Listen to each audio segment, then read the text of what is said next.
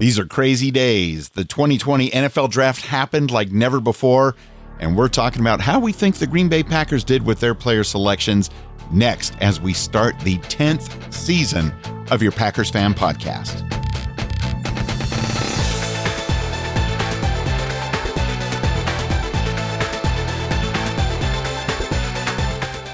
Welcome back. My name is Scott Clark from the Gaming Outsider Podcast, and I may not be sporting a playoff beard, but I've definitely put in some good time on my quarantine beard.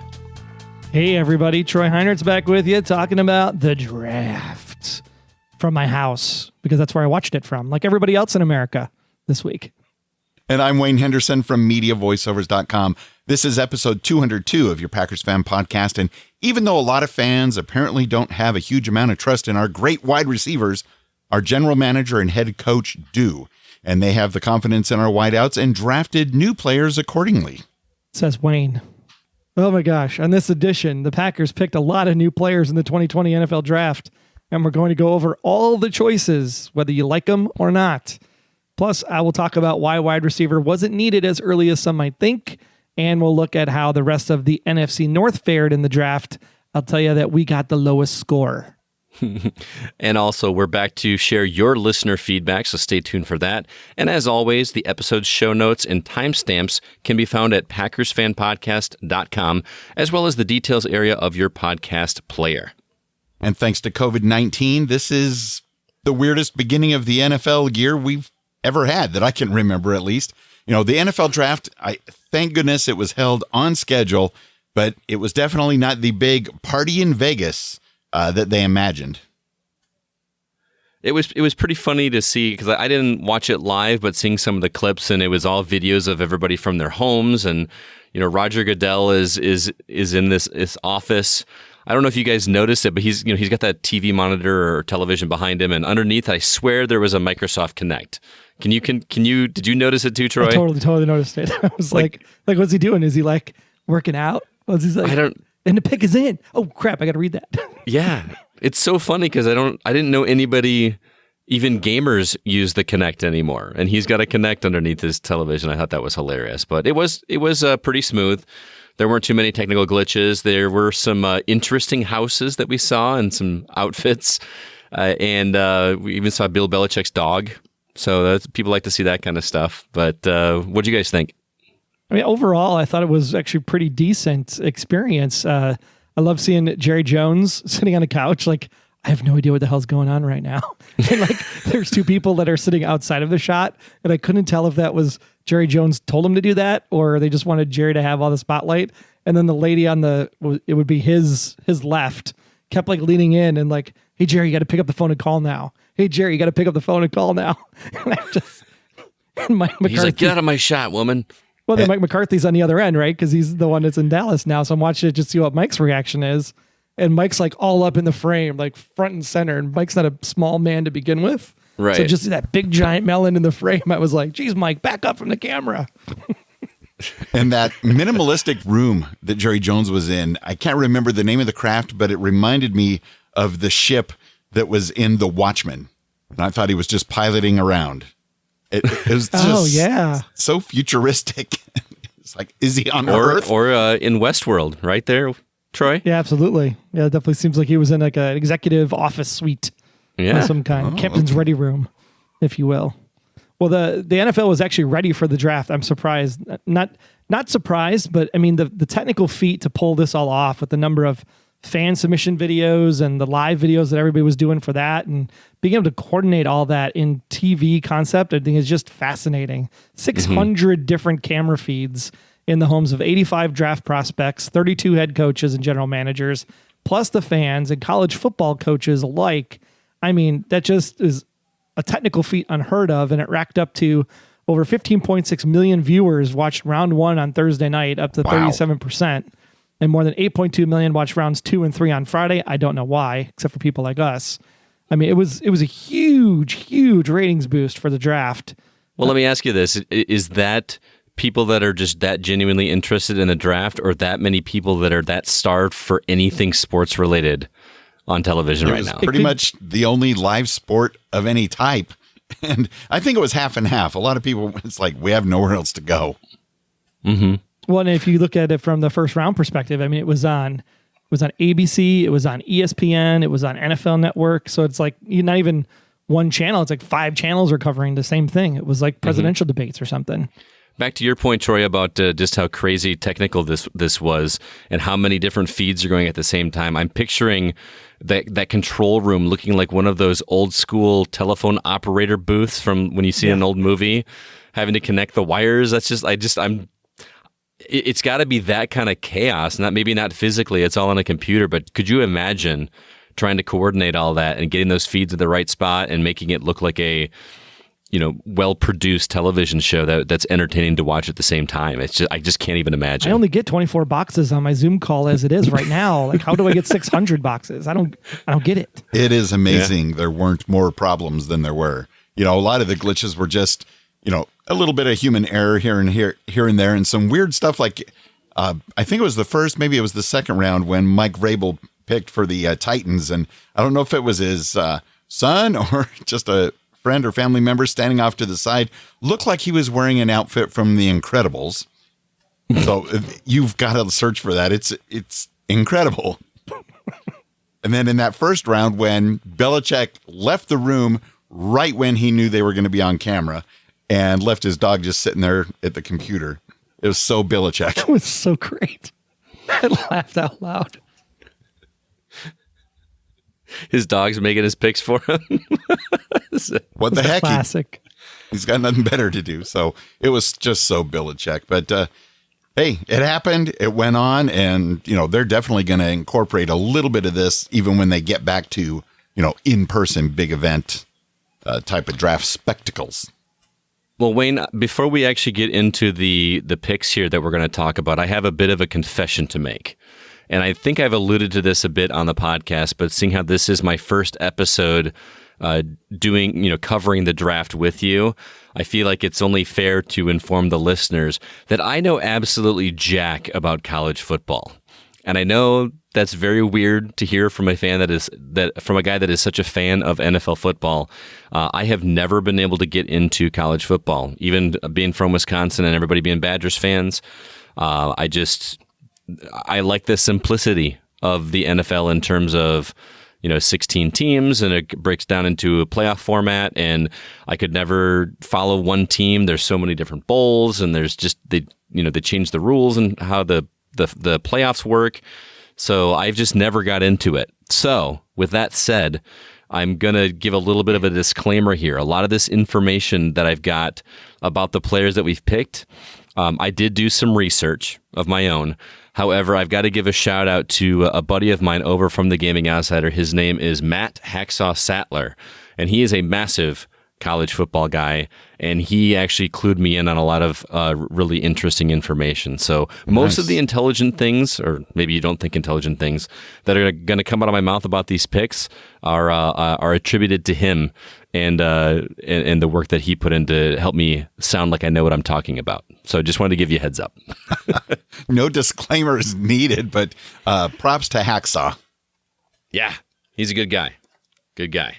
So you want to go ahead and kick things off with our first pick? Yeah, take round 1, Scott. Take it away. All right. Before you do that, Scott, though, I was going to say, from Wisconsin, even though we are Packers fans and we bang the drum all day, but in Wisconsin, there is only one quarter that matters out of all the quarters of football, and that is the 5th quarter at Madison. And see, I don't even know what that means. Is that like the after party? That's the after party after the Badgers game with the band. Absolutely. That's actually a great name. I'm surprised that only Wisconsin has used that, but I like it. Now we're in the know. All right, so pick number 1. This was an interesting one, and I don't think anybody expected this. But this first pick was traded up to number 26. There was a trade with Miami. They chose quarterback Jordan Love from Utah State. A little surprising that we went with a quarterback in the first round. However, Jordan Love was born in Bakersfield, California on November 2nd, 1998, which makes me feel really old because that's when I graduated from high school. He was named the MVP of the 2018 New Mexico Bowl after passing for 359 yards and 4 touchdowns. And what was interesting to me is I found out today that Manny Wilkins, one of the backup quarterbacks for the Green Bay Packers, has actually been released. So I have to assume that was part of that decision. But just some other stats about him. He had 3,000 plus yards in 2 out of his 4 seasons with a 60% completion rating. And Hacksaw actually compares him to a Pat Mahomes. He's in terms of arm talent and mobility. The part of the issue is his interceptions. He's got some issue there, and it's regressed a little bit in the last year. So I don't know. I want to talk to you guys about this. How surprised were you that we started with a quarterback in the number 1 pick, and how angry are you, Troy? I am not angry that it's a quarterback. I am angry that we traded 4 spots to get him. Mm-hmm. Dropping the 4th round pick to move up 4 spots when the people ahead of us weren't going to take this guy. The trade up is like, I'm of an old school Ron Wolf. More draft picks is where it's at, and moving up is what irked me more than taking the quarterback. Because I'm not sold on the fact that we needed a wide receiver. Like, people must have forgotten that we got Funches in the free agency period from the Colts, right? Yeah, and so when you look at, you got Funches, you got Adams, you got Lazard, who is coming up. Marquez Valdez-Scantling isn't awful, and Equiminius is coming back to the team. Those guys could make another step, and don't forget White Jesus is out there. Mr. Kumaro himself walking the tightrope on the sidelines. So, I mean, I agree with what was said in the press conference from Coach, was that these guys have to step up this year, and they do.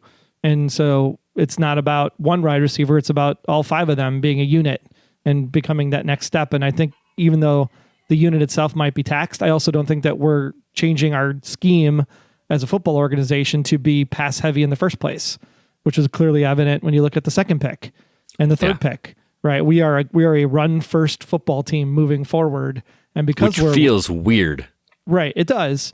But I think when you're talking about Rodgers being 36, if we don't have football this year, God forbid, that's one of the conspiracy theories out there. Like, what if we don't have football this year? And then when we play again next year, Rodgers is 38, right? So we needed to draft a quarterback this year. And I can understand that concept and where that's all landing. I think at the end of the day, what we looked at here was, Rodgers had 3 years under Favre. Rodgers is the same age that Favre was when he was selected. So, and actually Rodgers is technically a little bit older than what Favre was when Rodgers was selected. And so Rodgers is still the quarterback. He's going to play until he doesn't want to play anymore. He's got 4 years left on the deal. So he's going to earn his money. He's going to be there. And this one kid has to prove himself and make sure he can go. And if nothing else, I mean, no offense to Tim Boyle, serviceable backup, can do what he needed to do, but he's not going to be a backup of a Super Bowl team. So this gives us an option that if Rodgers does go down because of age, health, or whatever, we actually have a serviceable quarterback, just like we had Favre go in for when Mikowski went down. Mm-hmm. So, I mean, I'm not angry about it. I'm angry about jumping up 4 spots. I'm not angry about taking a quarterback. Preferably, I would have gone offensive line, to be quite honest, but maybe the offensive linemen just weren't there. Yeah, but apparently the Packers and a couple other teams have really been looking at Love for at least the past 2 weeks, if not more. I came to grips with the fact that about 2 weeks ago, I think the Packers are going to draft Love if they can get him. And although it doesn't look like some of those other teams ahead of us were going to take him, we wanted to make sure that nobody took him because I really think they believe in this guy, especially sitting behind Aaron Rodgers for a couple of years, which for Jordan Love is going to be extremely boring, but he's going to gain a lot of knowledge. And yeah, Rodgers was bored too. I'm okay with him being bored if he's gonna produce the same kind of talent that Rodgers brought forth. Yeah, I mean, could you imagine another 16 years? Yeah. 48 years of dynasty quarterbacks in Green Bay. Exactly what I'm talking about. So that's one thing that none of the people that are complaining about this draft, and I'm not saying it was a perfect draft or anything, but a lot of people aren't coming up with that. When you look at other teams like, the rival Bears, how many quarterbacks have they gone through in the past 10 years or more? They put the stat up every year we play them, both games. Right. But we've gone through two quarterbacks in forever. And that's what they want to keep that going. And the Packers have always been forward thinkers in terms of this.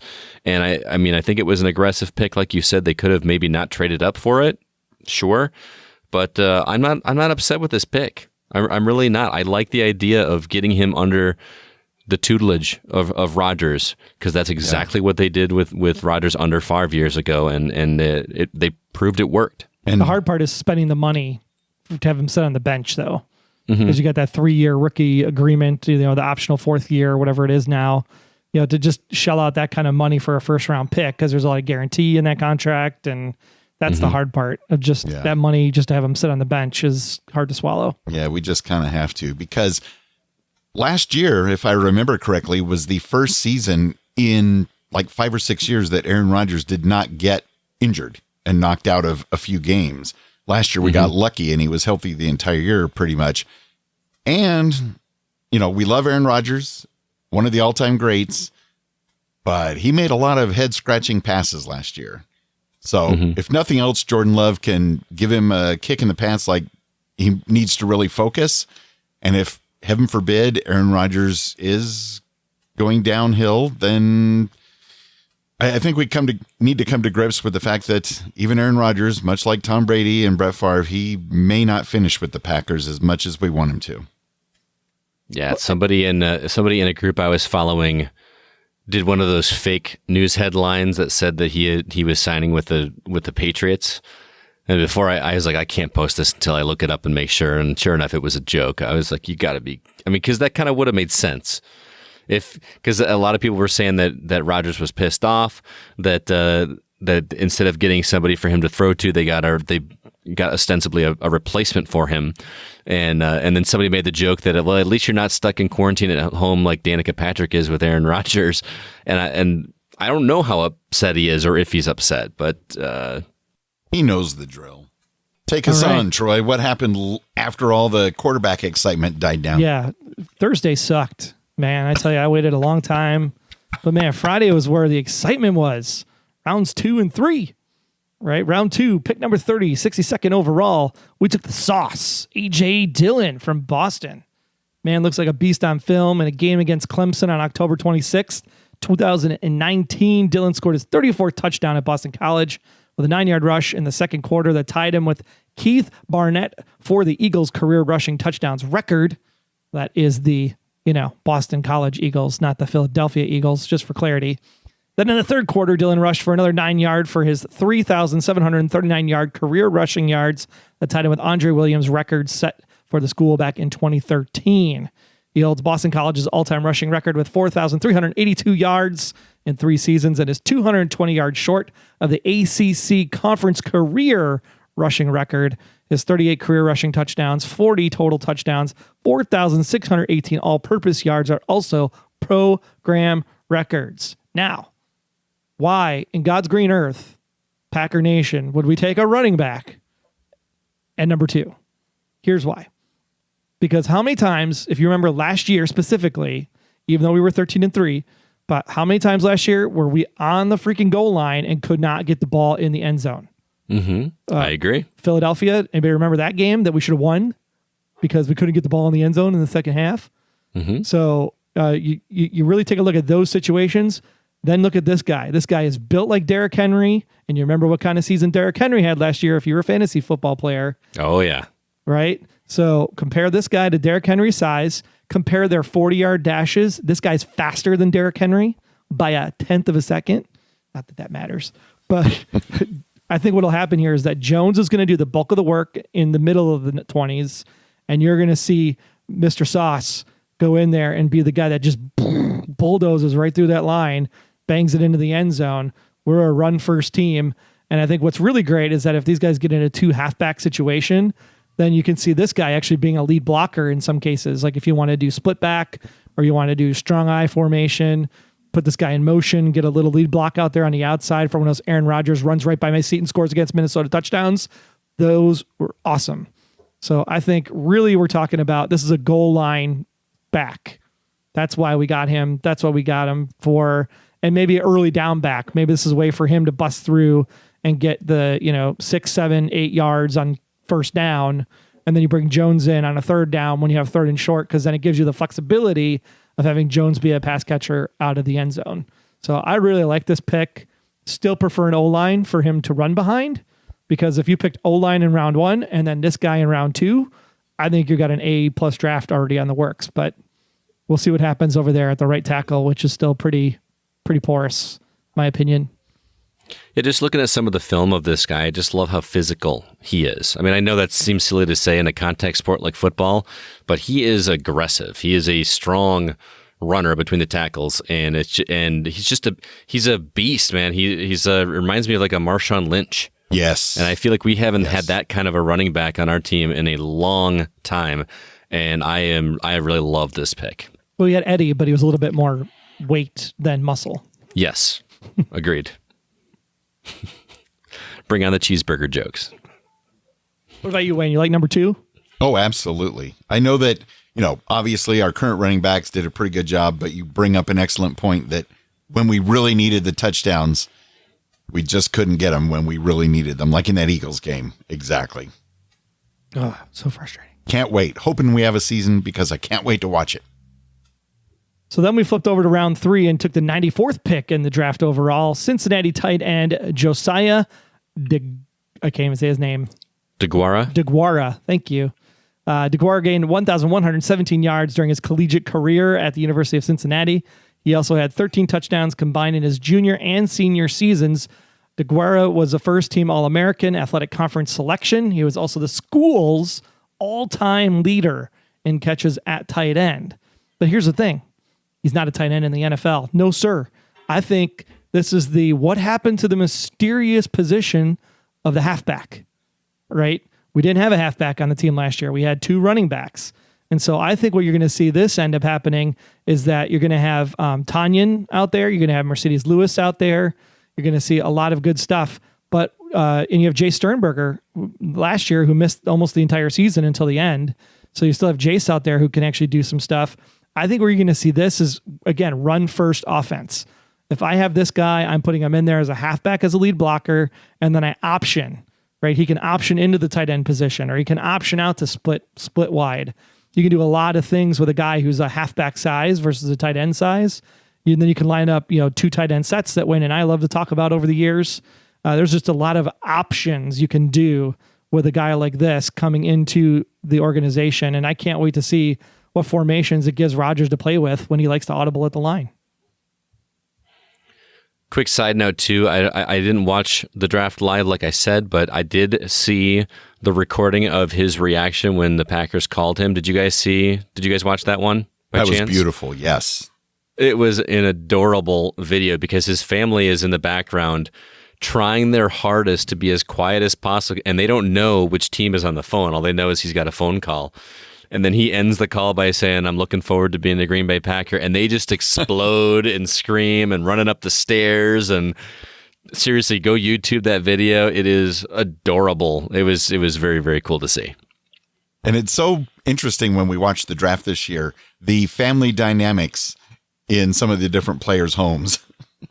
Mm-hmm. CD, I think was his name, that was drafted, I believe, by the Cowboys. Not sure. It doesn't matter. But, he's waiting to get his call, and he's sitting there talking to the team, and his girlfriend reaches over and takes his other cell phone, and then he just kind of reaches over and grabs it back, and it was just not cool, and it's on video forever.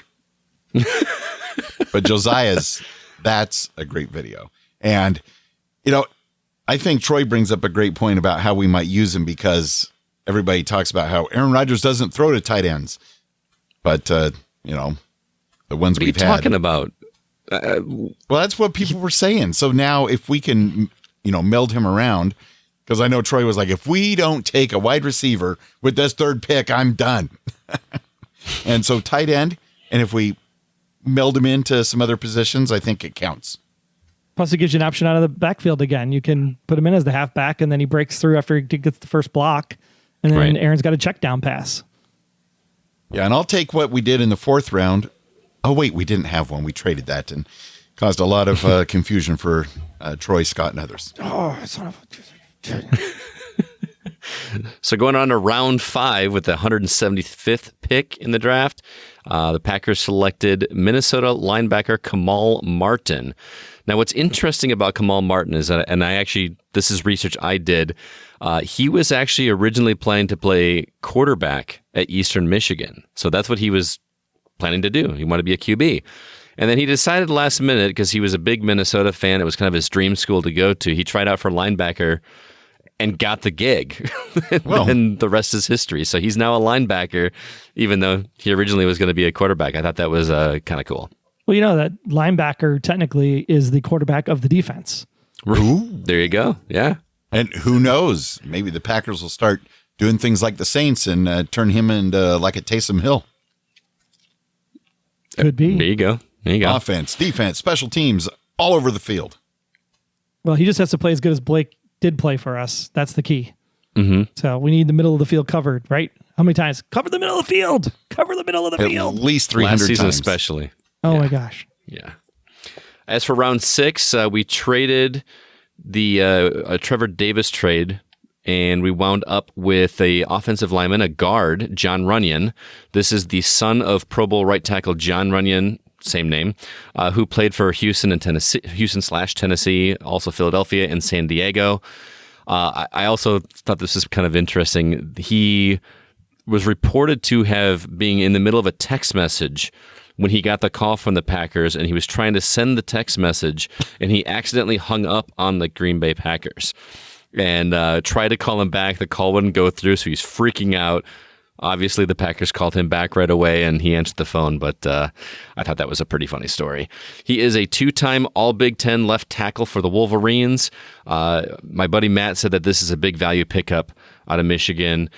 He does tend to play with his hands high and lacks some control. However, he's got a football pedigree, falling under his father's footsteps, and this is a position of need for the Pack. And do you think he might be the type that we could move around to the right side if need be? Because I know some of these guys are more versatile than others, and we're just trying to protect Aaron Rodgers and Jordan Love.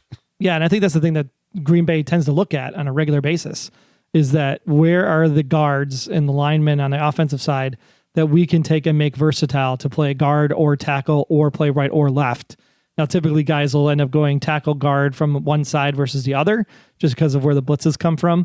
But it'll be interesting to see how John can actually perform and mold and be flexible, because anybody that's flexible in their style of play on the line makes the team, hands down. Moving on with the 208th pick via the Titans as part of the Reggie Gilbert trade. The Packers took Jake Hansen, who's a center out of Oregon. This guy's stats are pretty impressive. He ran a 5.5-second time in the 40-yard dash. He did start as Oregon center his freshman year and never left the spot, and also didn't allow a sack for his first 3 seasons. That is numbers I like to hear when it comes to protecting Aaron Rodgers and possibly Jordan Love in the future. He's a beast.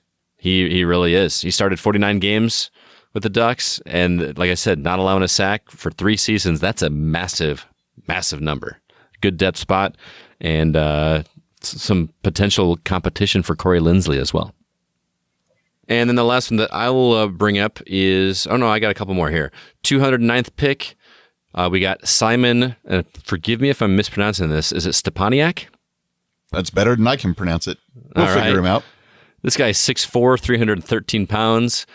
He earned his 3rd team All-Big Ten honors from the media and honorable mention from the coaches. This is another depth add, obviously, but this is another physical kid. Some minor drawbacks in that he's somewhat injury prone, but my buddy Matt told me that he thinks that he's going to start on IR for the Packers. I think this is a great pickup here because we got 3 linemen in a row. Like, what if these 3 linemen become like the linemen of the future, like the Fab Five from Michigan kind of thing? I think it's great that we finally picked up some O-line people, because these guys need to gel and need to gel fast in order to make sure that the O-line is strong and protected as we move forward, going through the rest of the season. It's going to be awesome to watch how these guys pick it up and make the transition. Amen to that. All right, and now my last one that I'll be bringing up is our 7th pick. It is, Vernon Scott. He's a safety. This guy started 10 games and ranked 4th on his team with 24 tackles. This is the 2nd straight year that the Packers have drafted a TCU defender in the 7th round. That's a fun fact for you. And again, this is another decent depth add at safety. He started 10 games, like I mentioned, for TCU. And Matt's a big fan of this guy. Not much to say here, just a good depth pick. Not much to say about those 7th rounders at all. Yeah. No, because you just never know if they're actually going to make the team or the practice squad. And we hope they do. We hope everybody can. Safety means he's got hands. That means he's a kick returner. Well, we might need a good one of those. And just don't get me. I'm having flashbacks of last season now. Yeah. Didn't mean to scare you. Yeah. And then next pick was Jonathan Garvin, defensive end from Miami. This guy has a 36-inch vertical jump and a 125-inch broad jump. Whoa. That's pretty impressive. He recorded 10.5 sacks among 26 tackles for loss over the 2018 to 2019 seasons. So that's, again, more numbers I like to see, especially this late in the draft. And we got our defensive line. Yay! Yes. It only took all weekend.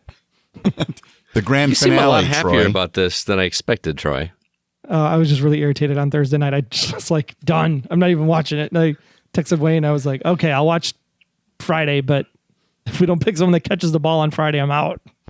I was genuinely shocked that after that many rounds, we did not pick up a single wide receiver. I understand, and I agree with you that we've got a lot of names out there.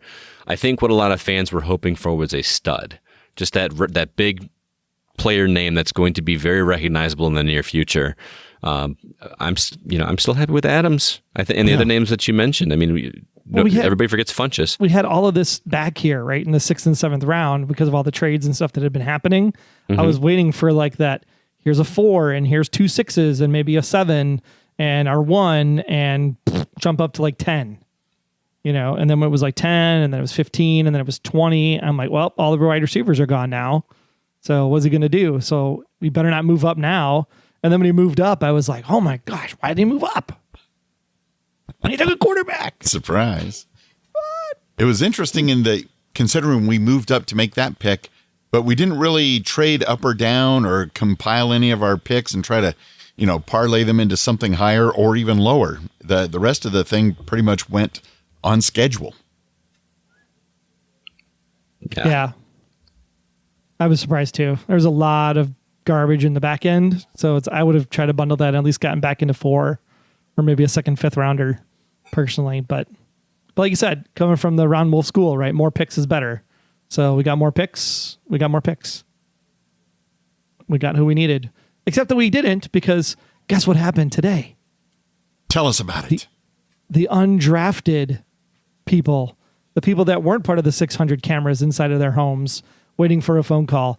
We got a phone call, and guess what? We picked up Darrell Stewart Jr. from Michigan State. You know what position he plays? Wide receiver. Wide receiver. We got a wide receiver, everybody. Woo! Everybody's happy now.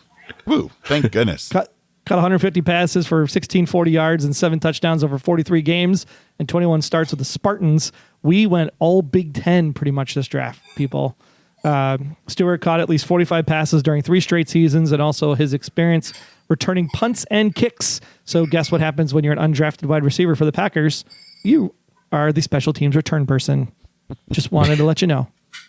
And if he could make it through this year, I wonder if following this upcoming season, if the NFL might look at adopting what I thought was very cool kickoff rules from the XFL.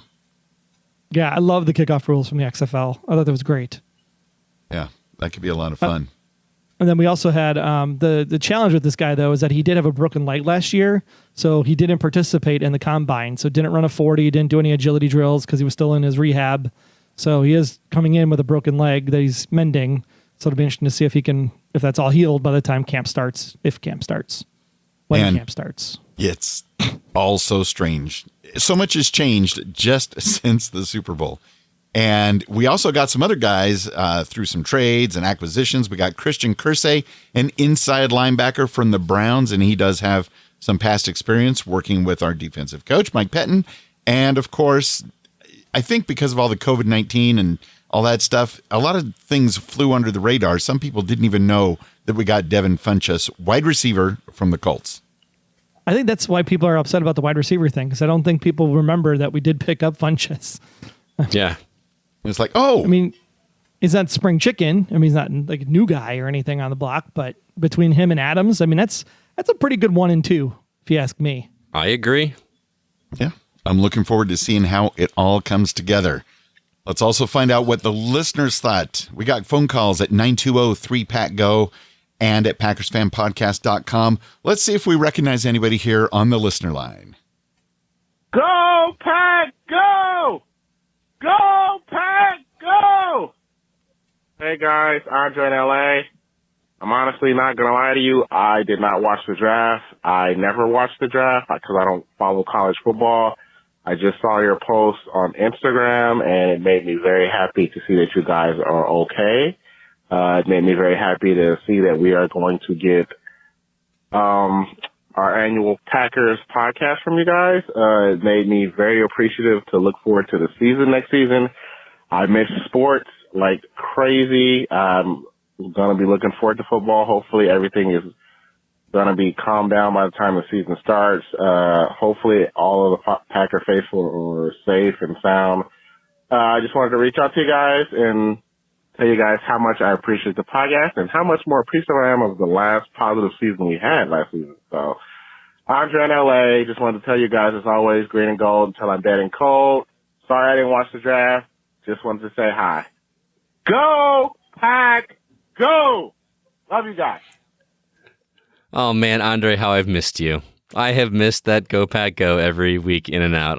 It's so good to hear your voice, man. Hey, you and me both, man. I didn't watch the draft either, and it sounds like you and I know about as much about college football as Wayne knows about video games. So, that's we're in the same boat there, man. But genuinely, thank you for the call. It's really good to hear your voice, and can't wait to hear from you again next week, man.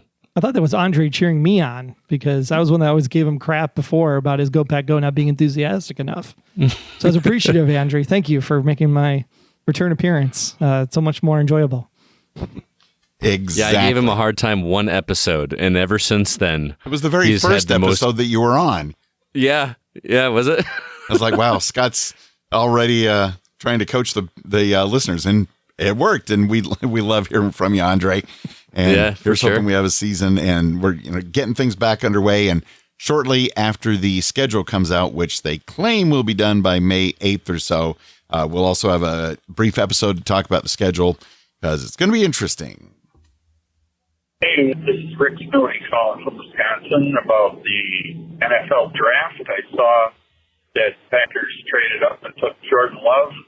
I've been listening to more than my usual amount of pre-draft speculation because there's nothing else going on right now. He seems like a pretty good quarterback that if he's willing to sit behind Aaron Rodgers and patiently wait, maybe he could step up the way Brett gave way to Aaron. But I don't know if you guys have listened to it before. Andrew Brandt, who was in a management position with the Packers and had also been an agent, was there when they drafted Aaron Rodgers, and he talks about some of the tension that existed on the team between Brett's people and Aaron's people about when was he going to play. But I think it's great to have a quarterback that doesn't have to get thrust straight into playing when he's not ready to, and he can sit and learn behind the best quarterback in the league right now. I think he could turn out very well for the Packers. So I'll say Go Pack Go for that one. Have a good night. Rick, always good to hear from you, even though I swear you're a Carolina Panthers fan, if memory serves right, more than a Packer fan, even though he's living in the great state of Wisconsin. But yeah, I absolutely 100% agree. Anytime you can take a quarterback in the NFL and have the ability to let him learn and grow over a year or two, I think is much better than the, RG3s in the first round, first spot picks that have to play the minute they get out there because they have really potentially great first years and then they just fall off. I mean, think about how many number one QBs are still playing today. I mean, it's not many. So I think that's a really great perspective on the whole thing. And yeah, there was tension between Brett and Aaron, and Aaron is Aaron. He's a little bit moody sometimes, and he does what he does, but he's also a really great quarterback and a really great student of the game. So I really feel that the things that he's learned over his career and the way he was treated with Brett, I think makes this a really great transition between him and Jordan, if that's the case. over the next 2 years, because he can be the mentor and he can be the leader and tell him how to prepare and tell him how to come into work every day and think football 24/7 potentially. So I think it's a good marriage, and we'll see what happens.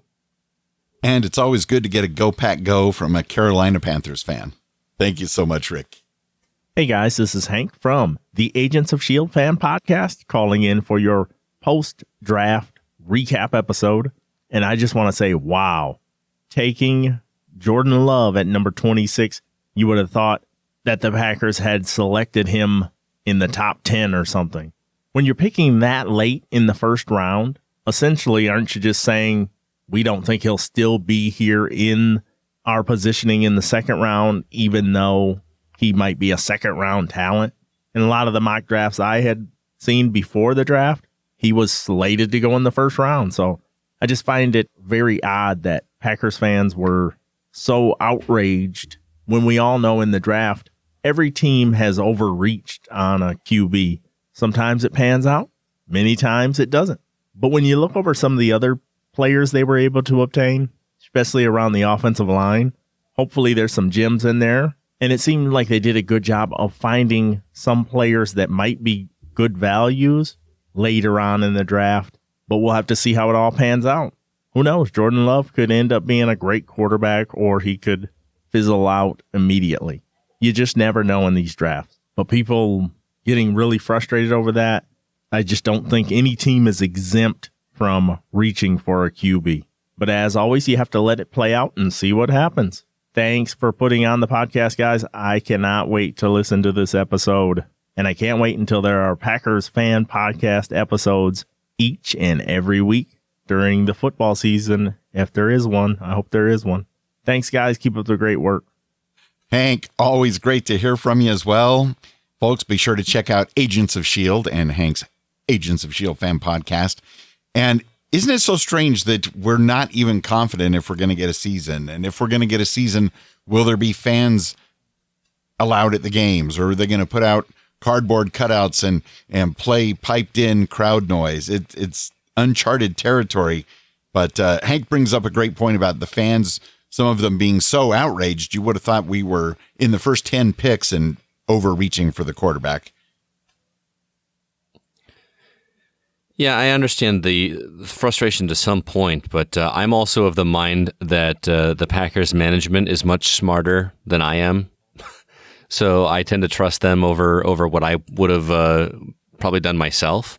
So, and I don't know, I feel like, and because I have not watched the draft and paid that much attention closely, I can't say this from experience, but I feel like a lot of times some of these great picks, these amazing picks that everybody wanted in the first and second round, how many times did they not pan out and just weren't what we thought they were going to be? And we're really not going to know anything until the season starts, when and if it starts. That's when the true test is going to be, and maybe not even for another 2 or 3 years to know how good of a draft this season is. There's more to this game than this upcoming 2020 season. I think the Packers are looking a little bit further past this upcoming season. Thoughts, Troy? I just excited to hear Hank Davis's voice. It just warms my heart. Very much. Hank's got a brand new podcast coming out in a couple of weeks. I'm sworn to secrecy, but stay tuned to Hank Davis. Just remember, Twitter. Hank, keep calm and carry on. Go, Pack, go. This is Jared from Colorado. Can't give as much of an enthusiastic Go, Pack, go because I'm trying to be quiet while certain people nap in the household. However, I wanted to give my 2 cents about the draft. I will say that I don't necessarily follow the draft that closely each season, but based off what I'm looking at with how the Packers drafted this year, at first I was confused because obviously a lot of talk about getting some solid playmakers at inside linebacker, especially at wide receiver. But after looking at what they did, it seems pretty apparent that they're, I think, Judy and LaFleur are wanting to kind of go all in on this whole run first type of offense. They really kind of, it seems like they're prepping for a real ground and pound type of running game that should, theoretically, open up the passing game, with Rodgers and whatnot. So, I guess I'm trying to say is I can see what they're doing. I don't necessarily disagree with that. I do kind of wish we did at least use one pick for a wide receiver, but based off the fact that, like I said, they went pretty deep on linemen and, tight end and everything. Yeah, I can kind of see what they're doing. So, all in all, solid. I can see what they're doing with it. And either way, I'm excited to see what happens with these new players once they get on the field. So, go Pack Go, green and gold till dead and cold. Again, this is Jared in Colorado, not Ohio anymore. Recently moved, but happy to support you guys on the podcast nonetheless. Hope you're having a good one. Stay safe. Hey, Jared, I was going to say I didn't think you were from Colorado, so hope you're enjoying your time out there in that state. Don't let any of that blue and orange rub off on you while you're out there, for sure. I am actually with you on this potential new direction that the Packers are taking. This ground and pound offense, as you so eloquently put it in your voicemail. I like it because as far as I can remember, back when I first started watching football as a young lad in the Mikowski days, I felt like we have almost always been a passing team. We've always relied on our quarterback. And as much fun as that's been, I like the idea of focusing on the run game because I feel like we haven't done that in so long. And if we can nail both of those things, we're going to be unstoppable. And I hope that's where we're headed. What do you guys think? Might even make us a little bit more like the Lombardi Packers.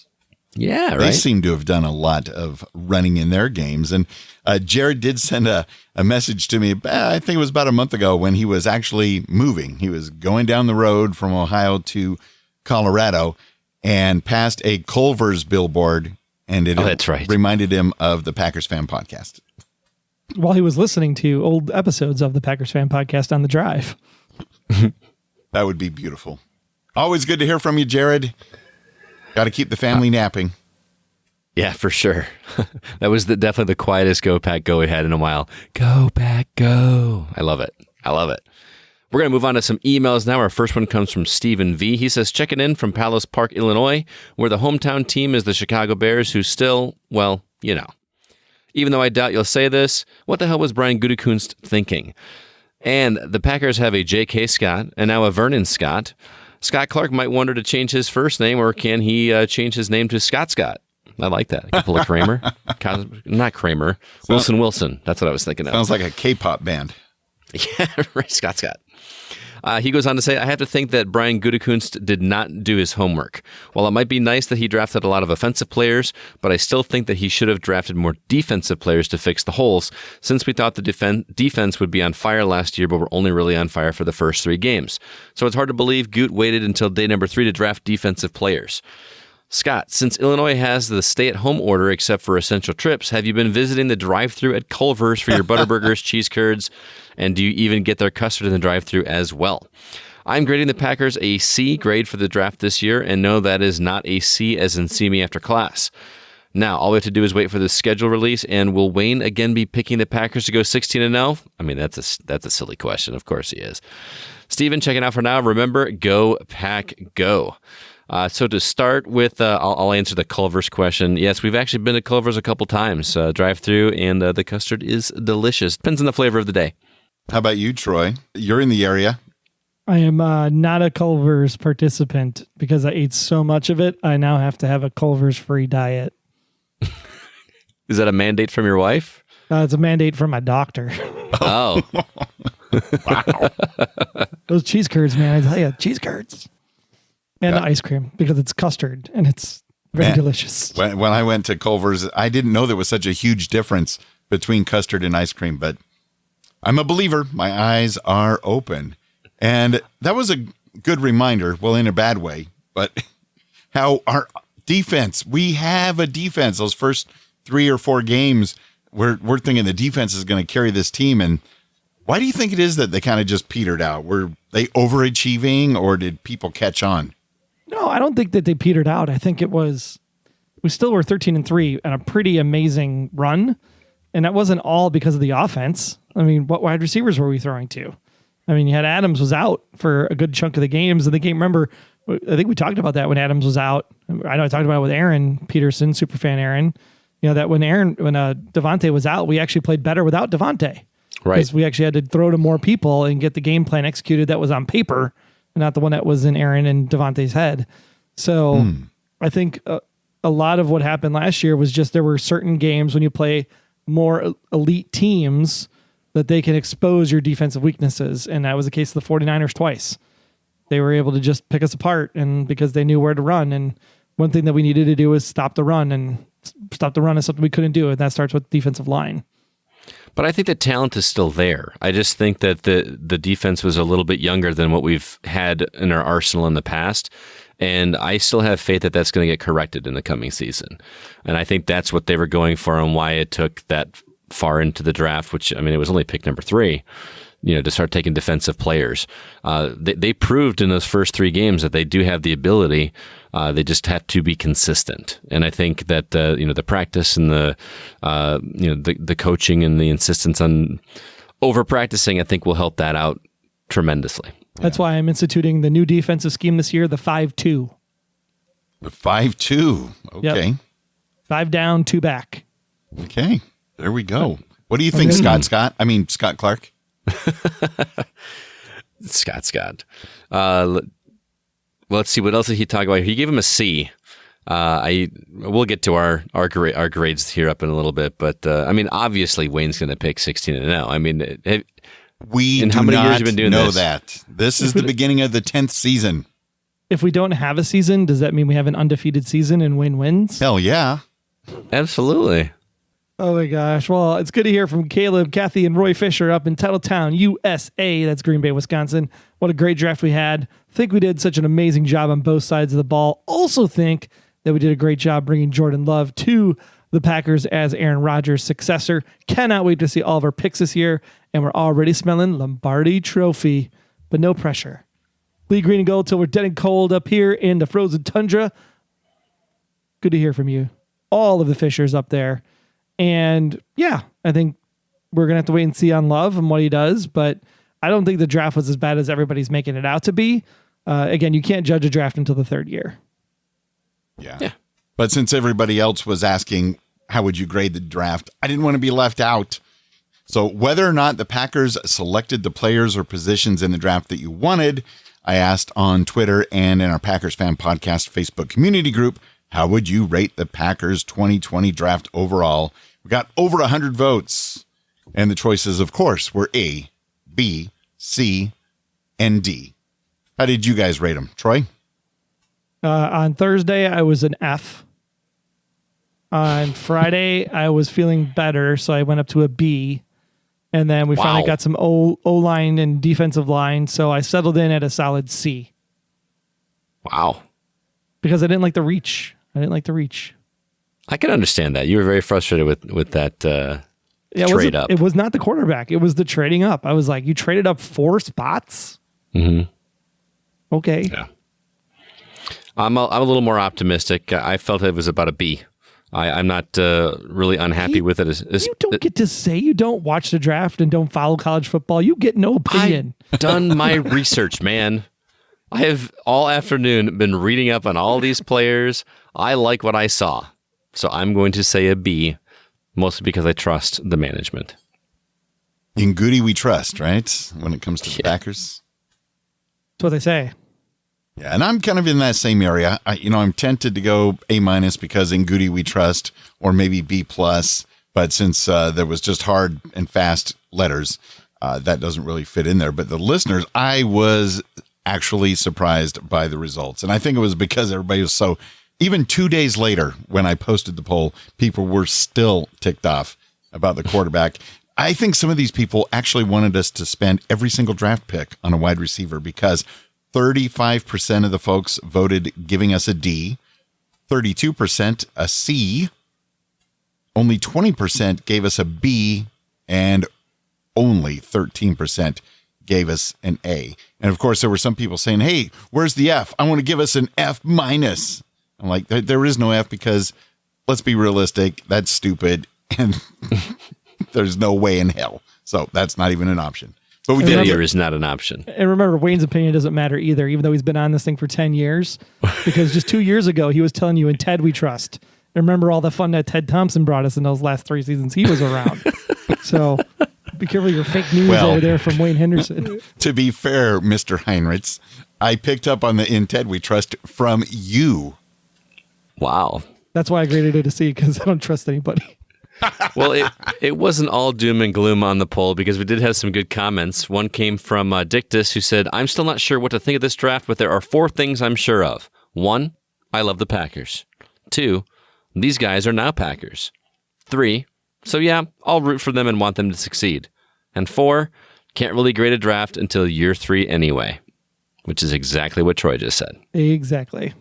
That was very well said, Dictus.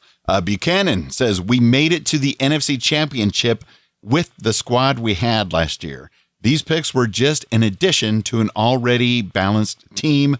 Go, Pack, go. Okay. I love that optimism. I love the optimism, but I'm just going to point this out. Okay. 2 NFC Championship games where we got our asses kicked. 1 NFC Championship game where we literally fumbled the freaking onside kick.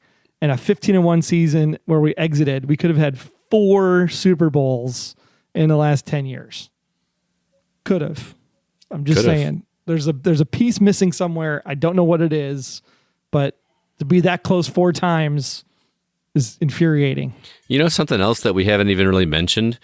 Last year was LaFleur's first year as head coach. Yeah, as head coach.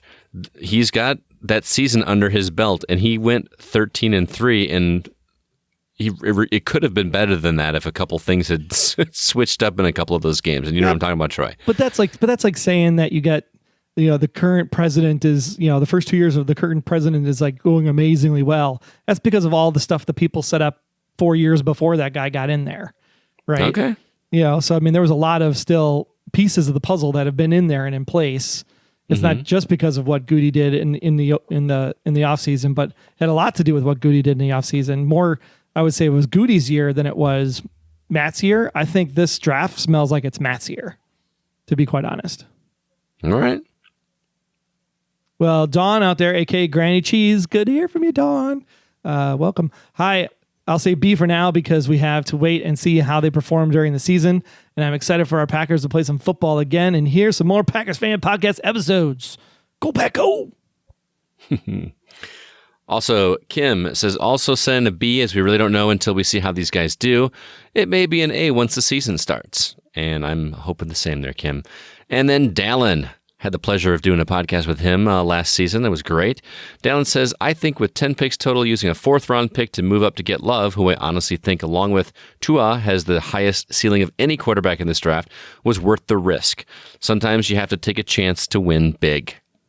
And I'm pretty sure Troy disagrees with you, but I'll let him respond. No, if Dallin says that this guy is one of the top 2 quarterbacks in the draft, ranking out, I trust Dallin.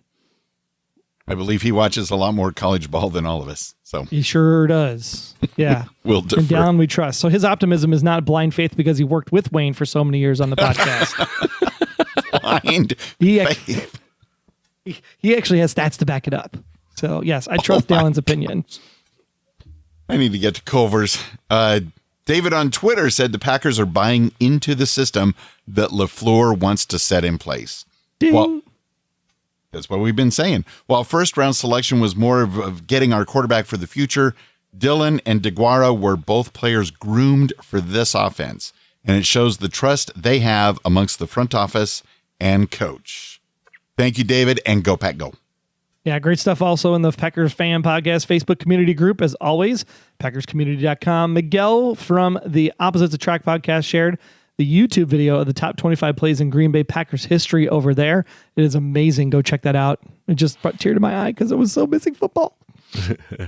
Also, have you ever wondered how many Lego pieces are in a Lego Packers helmet? Well, Matt shares the results in his post about the Legos Packers helmet that he built, which is really cool to see, and I kind of want to get one for myself.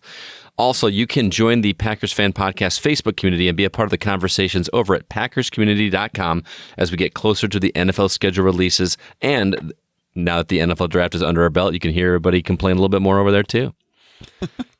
Couple other general things happening in the NFL right now. First off, the NFL claims that they'll have the game schedules for the 2020 season out by May 9th, if not sooner. Whenever it does come out, we'll seek your voicemails and feedback for our Packers Fan Podcast. Look at Green Bay's schedule, of course, with the hopes that they'll get to play any of those games. Hopefully all of those games, but who knows what's going to happen this fall. And of course, since we last spoke, Tom Brady and Rob Gronkowski are both now with the Tampa Bay Buccaneers, and the Packers do go to Tampa Bay sometime this season to play the Tampa Brady Gronkaneers. Tampa Brady Gronkin. Wow.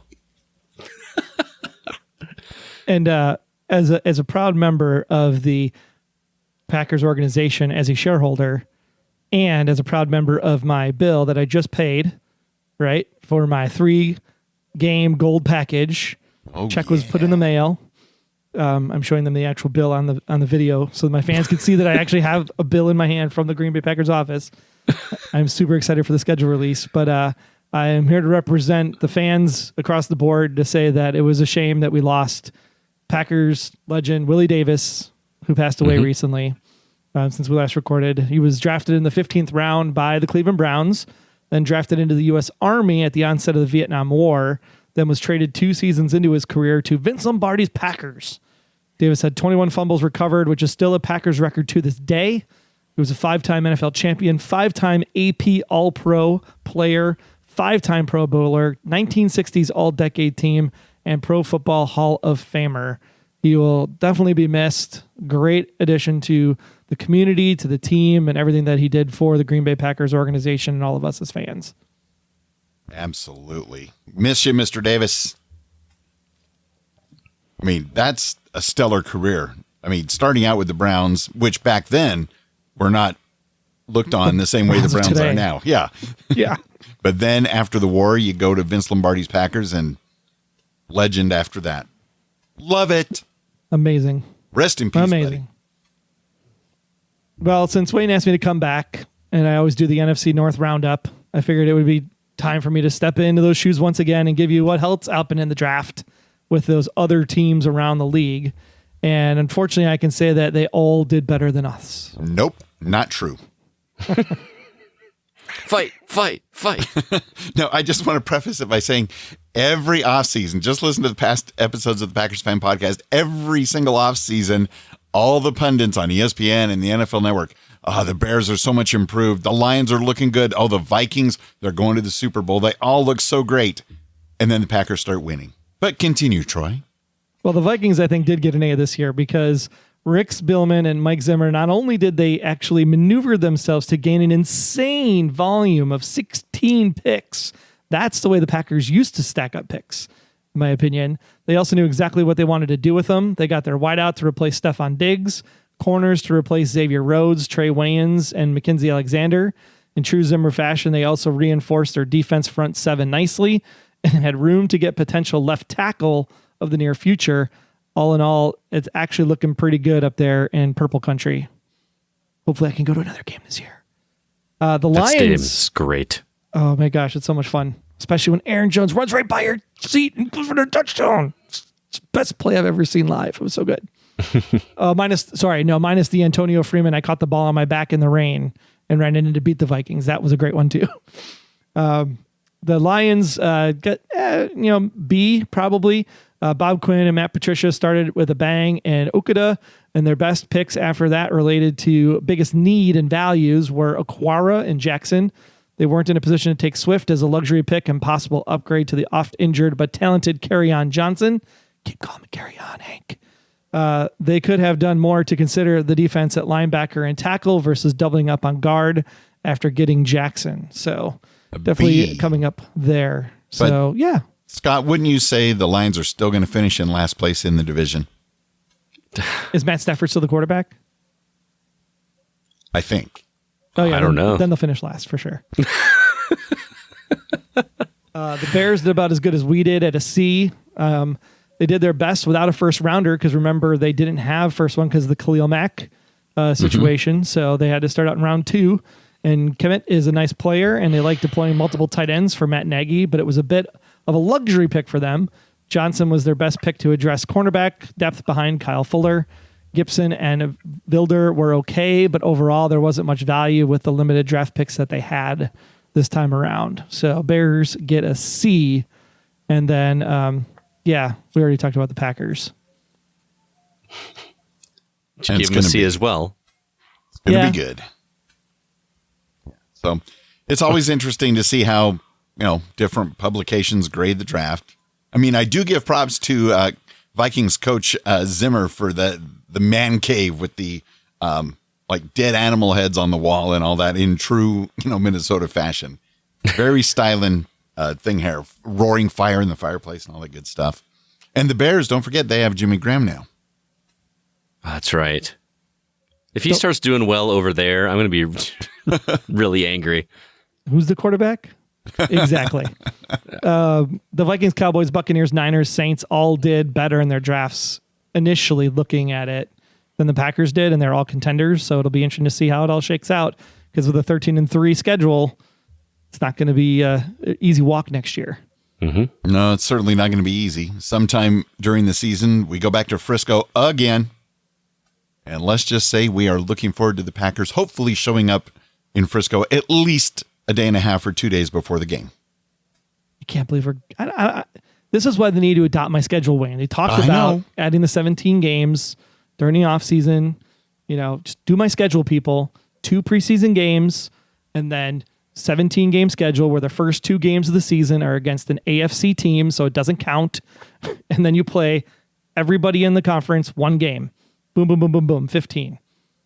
That way you have 15 games in your conference. There's no ties at the end of the thing. There's no tiebreakers because you have 15 games. There can't be a tie. And then every year you just alternate. That way you play home 1 year, away 1 year, home 1 year, away 1 year. I like that. It's beautiful. It works out perfectly because then those first 2 games are regular season games, but they don't count. So it's like a preseason, but it's not a preseason. NFL insiders, follow @Troy Heinrichs on Twitter and then contact him and find out the details on how that would work because and then it you makes sense. expand the playoffs to 8 games and you do it straight up. No buys. Interesting. Got to play for it all. Now is that I like the idea of expanding the playoff season because that's when football is its most exciting, right? It's the only time I watch baseball. I watch in September and October. That's true. In the same way. if this season does happen, isn't this the season where they are going to have the slightly different playoff things happening? Like one extra NFC team and one extra AFC team gets to go to the playoffs and only one team gets the bye? I didn't read up on it, but I know they were talking about that. So it'd be interesting to see if that's going to get instituted just because of the COVID stuff and everything that's been happening. So I don't know if conditioning and training camps and all of that will adjust how the schedule ends up playing out. They might have to hold off some of those changes for a year. Yeah, they might. Or they may just let every team into the playoffs. No. It may end up being that they just play 8 games and you're done. Yeah. Or 8 games without an audience and 8 games with, and who knows. We're all standing by. I'm sure that when the schedule does come out, there will be a huge asterisk. They're going to play 6 games. Is that right? 1, 2, 3, 4, 5, 6. 6 games against your division. The division winners then play a playoff. And that's it. There you go. Man, could you... I don't know, man. I hate the divisions.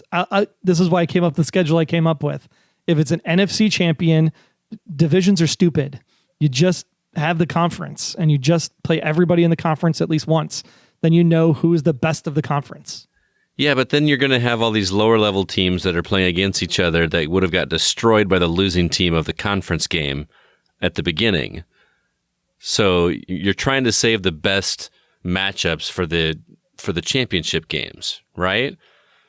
You don't want to blow your wad and get rid of one of the top teams in the very first round of the playoffs. I don't know if I like that. I don't know. I'm just coming up with ways to have football. I say we just have the coaches play Madden against each other live on Twitch, and we just do it that way. That would be stellar. Like they You have get to all of them to do that? They don't play Madden. They just do the manager mode and have to manage the virtual teams, and the simulation just runs. Oh, that would be so much fun to watch. My mind is blown. They're still holding like clipboards over their mouths while they're calling plays. Of course they are. That'd be great. And I'm the only one on the show this week that doesn't have another podcast rolling at the same time. Normally I've got Don't Blink or the Castle Rock Zone or something like that. So right now I just want to remind you, you can find me at mediavoiceovers.com. And during these stay-at-home orders and things like that, you can start your own podcast. And I provide professional voiceover intros, outros, and bumpers. I've done a few of those already this year for some other podcasts that have been launching. And I've got some very talented podcast album artwork logo designers, editors, and things like that that I can refer you to as well, no matter what you need. In fact, our friend Mark DeCote at podcastbranding.co created our Packers Fan Podcast cover art, and that looks pretty dang cool. So if you're starting a show and you really want it to have a top-notch look, in addition to the great sound you're going to have, contact Mark at podcastbranding.co. He's your guy. And while you're doing that, look at that beautiful Packers Fan Podcast album artwork yet again.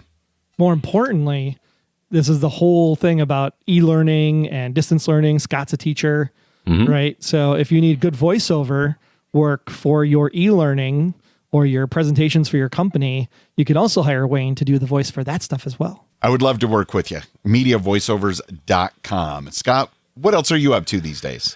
Well, as you guys know, I mentioned at the top of the show, I am one of the hosts of the Gaming Outsider. So if you love to play video games as much as I do, please be sure to head that out. You can hear that show the same places you listen to this one. And on this week's episode, which I'll be recording directly after this episode, we're sharing our favorite box art from video games and discussing how much clout, if any, we put into those front of the games when deciding whether or not to purchase them. Our website, if you'd like to check us out, is also thegamingoutsider.com. And Wayne, thanks so much for having me come back to do the draft episode. Scott, always good to see you, my friend. Yes, sir. If you love television, which I'm sure you're watching a ton of since the ratings are way up for the draft this year, we do TV fan podcasts over in my neck of the woods, and I'm doing 2 of them literally at the same time the last couple of weeks, so I'm tired. But if you love talking about TV, we talk about The Blacklist. That's on NBC and on Netflix. That's theblacklistexposed.com. And we also talk about one of the greatest sci-fi shows on TV right now, Westworld, over on HBO. That's at beyondwestworldpodcast.com and in your favorite podcast app of choice. And I will tell you, if you guys are not watching Westworld, first off, watch Westworld. Number 2, if you are watching Westworld, you got to listen to Troy and Aaron's discussion. I've been listening to the episodes as I watch each HBO episode, and their recap and their banter and everything is fantastic. You got to check them out. I genuinely look forward to listening to those episodes after watching Westworld. Yeah, we go into much deeper than just the play-by-play of what happened, because you already watched the episode. We don't need to talk about that. Right. We talk about philosophy and how it applies to human life today. We had a great discussion this week about reconditioning of military personnel when they come back in from the war. So just a real great time over on the Westworld podcast for sure. And then we have lots of fun on Blacklist too. We're more humorous over there. I can only imagine. And Scott, as a school teacher, would you recommend Westworld for families to gather around the TV to watch together?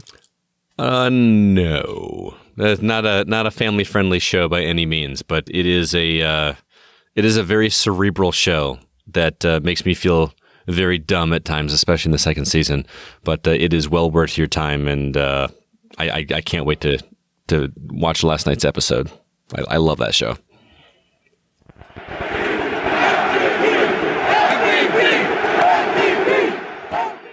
Brian, thank you so much for hanging with us during the off season at the $24 Willie Wood pledge level. Thank you for helping keep the podcast hosting and in place, and go Pack Go. Also at the $12 a month level, our friends in the Texas-only Green Bay Packers Fanatics group, Go Pack Go, and thank you. Still hanging there with us at the $4 Brett Favre Never Give Up monthly Patreon support level is Jeff Summerfield and Lawrence Harvey, and also our $1 podcast supporters, Curly Lambeau, always the ever faithful, Joe Christensen, Matt Haig, and Hank Davis from the TPE network of podcasts. If you want to know how you can help support us financially, go on over to PackersFanPodcast.com/support, or head over to patreon.com/Packers Fan Podcast. Get some cool merch for yourself. It's going to be awesome. And as a reminder, we are the unofficial Packers Fan Podcast, not yet affiliated with the NFL or the Green Bay Packers, but we would love to. Just saying. Our email, if you'd like to get a hold of us, is media@PackersFanPodcast.com. And in the meantime, be sure to follow us on Twitter @PackersFanPod. Of course, Scott is at GoCastScott. Just say it like Go Cast Scott. Go Cast Scott. There's also Sir Troy Heinrichs at Troy Heinrichs. I am at Wayne Henderson, and please join our Packers Fan Podcast Facebook community by visiting PackersCommunity.com and join in the conversations. Get your feedback in about the Packers schedule when it gets released here in a couple weeks. Call us within 24 hours of the schedule coming out to be part of that next episode. Go to PackersFanPodcast.com. Click on the Contact Us button over there for all the details. Thanks so much for joining us again here on this draft edition of the Packers Fan Podcast. Be sure to subscribe in your podcast player of choice so you don't miss an episode. It is time now to continue on with our social distancing and so forth as we get ready to pour over the Packers 2020 game schedule and go, Pack, go. This is Dawn down here in Texas, a.k.a. Granny Cheese. Hi, I'm James. Hi, I'm Kim. Hi, I'm Melissa. Hi, I'm Susan.